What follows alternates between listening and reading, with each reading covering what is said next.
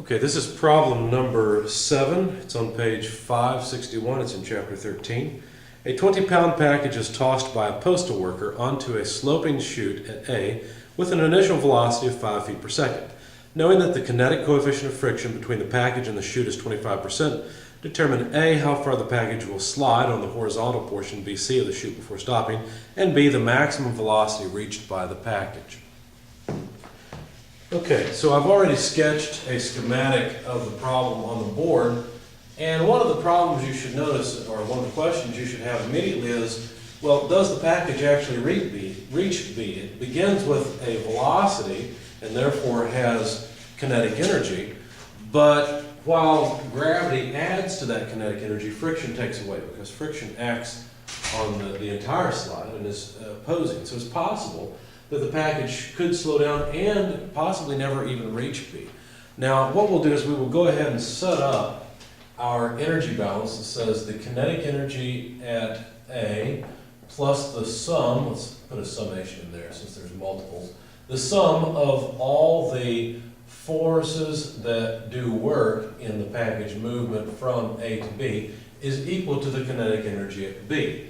And if we find that the kinetic energy at B is negative, then we'll know it never reaches B. So this is a simple problem to analyze. Now, what forces act on the package to do work? Well, if we were to draw a free body diagram of the package, there would be a normal force in this direction, but of course the velocity is at a right angle, so the normal force it's there, but it's not interesting for our problem. There's a frictional force, that's useful. There's also a weight force. Now notice the weight force has a component that does no work, but then it has a component that does do work. How do I know whether or not a force does work? Well, if there's motion in the direction of the force, then that force does work. If there's no motion in the direction of the force does no work. It's that simple. So what we need to do then is quantify all of these terms. So let's work on it a little bit at a time. The kinetic energy at A would be 1/2 mVA squared. And then there's going to be friction work done. Now that friction work is a force that will be applied from A all the way to B. And it won't be trivial to come up with that. It's easy, but it's not trivial. So let's work on that and see what we can come up with.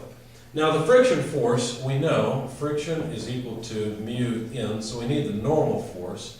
The normal force, notice that the package does not accelerate in this direction, so the normal force in this direction must match the component of the weight force coming back here.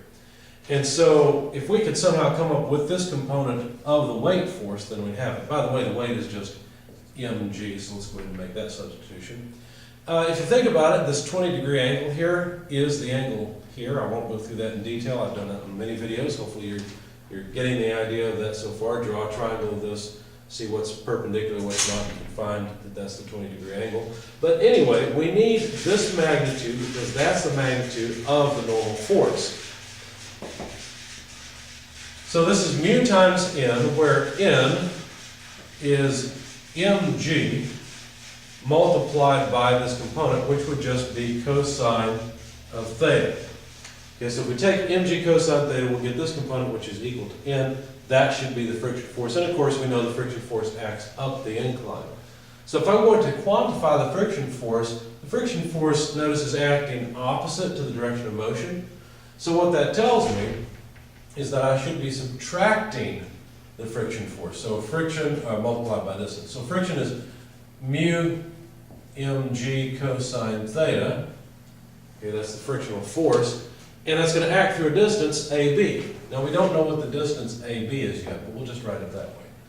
Now how about gravity? Well, gravity is going to act on the package as well. Gravity acts straight down, and so all we really need is the component of motion in the direction of the force, and so that's 8 feet. So let me call this 8 feet h because I want to work with symbols initially. Okay, so basically the weight is the weight is pulling down on the package. So the equation for the effect that gravity has over the distance delta y is just negative w delta y, where delta y would be the height at B less the height at A.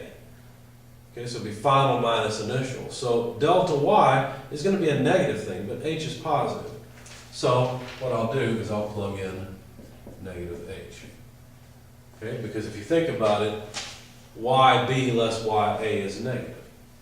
So anyway, there's the effect of gravity, the work that gravity does. Okay, so at B we don't know the speed. We're going to solve for it.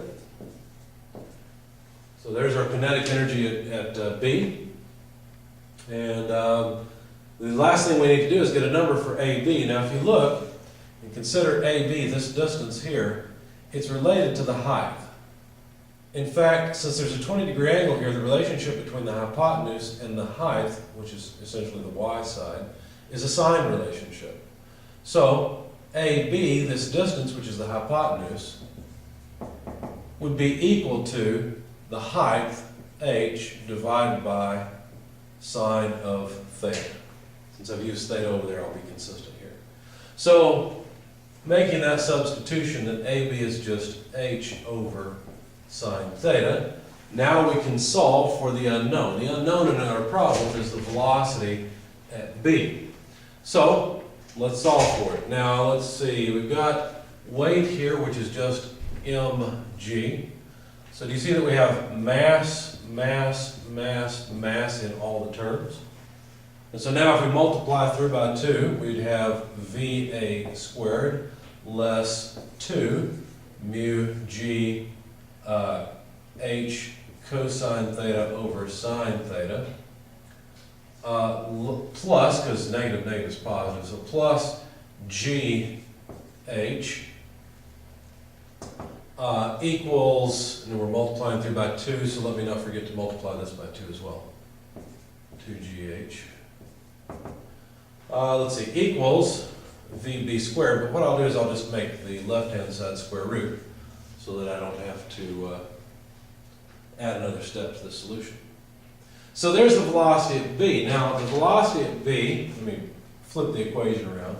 The velocity at B, therefore, is the square root of, now the velocity at A, 5 feet per second, quantity squared, less 2 times mu. Mu is 25%, 0.25.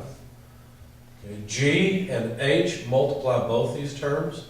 So let me do this a little differently. Let me factor out the GH. I'll just say plus, not 9, we're in English units, 32.2 feet per second squared, so that'll be G. H is 8 feet. Okay, so there's GH factored out. We'd have a 2 left here from this term, less, well, we may as well pull the 2 out as well, I suppose. Okay, so that just leaves us a 1 in this term, less mu multiplied by cosine theta over sine theta. So basically this is just mu divided by the tangent of theta, because sine over cosine is tangent. Okay? So I guess I was inconsistent because I didn't plug in numbers everywhere, but basically I pulled out the 2gh from both of these terms and was left with a 1 here and a mu cosine theta over sine theta here. So let me go ahead and make the substitution now that you see what I'm doing. Mu is 0.25, and this would be tangent of 20 degrees. Okay, there we go. Now let's check and see if our units are consistent. We'll have feet squared per second squared here, feet squared per second squared here. Looks like life is good. And if you plug in the numbers to your calculator, you'll find that the velocity at B is 13.65 feet per second. Now that's not what they asked for, but it's encouraging to see that that is a positive number. What that means is that the component of the weight acting down the slide was greater than the component of the friction, or not the component, but all of the friction acting back up the incline. So now what we want to do is figure out how far the package will move from B to C.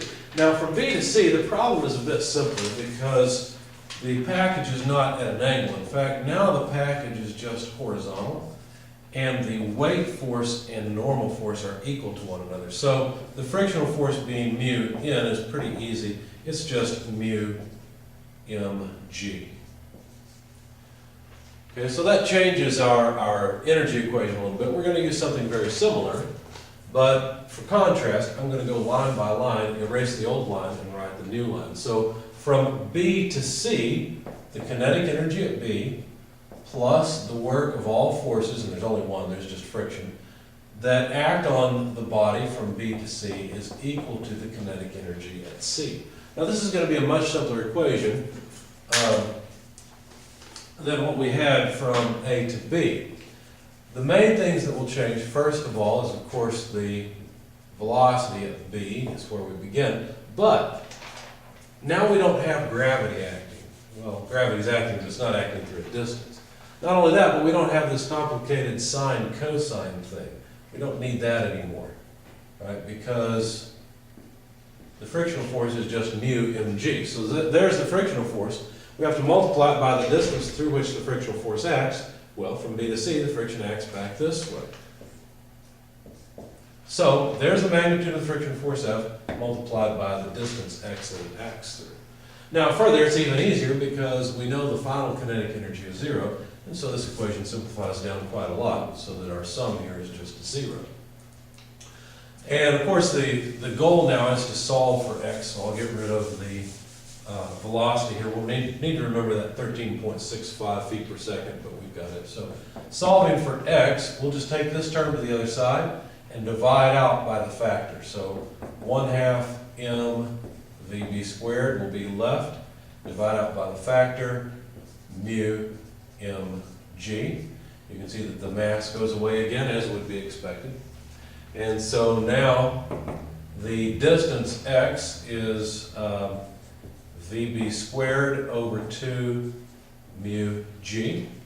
So plugging in numbers, we know that the velocity is 13.65 feet per second. That has to be squared, divided by 2 mu is 1/4, and g is 32.2 feet per second squared. Now our units will be feet squared per second squared divided by feet per second squared. So the seconds go away, and then you can see we'll just have feet squared over feet, which will just be feet. So the length that we get here will be in feet, and that's what we want. The result is x is about 11.57 feet once you plug all of this into your calculator. And that was the answer that was requested.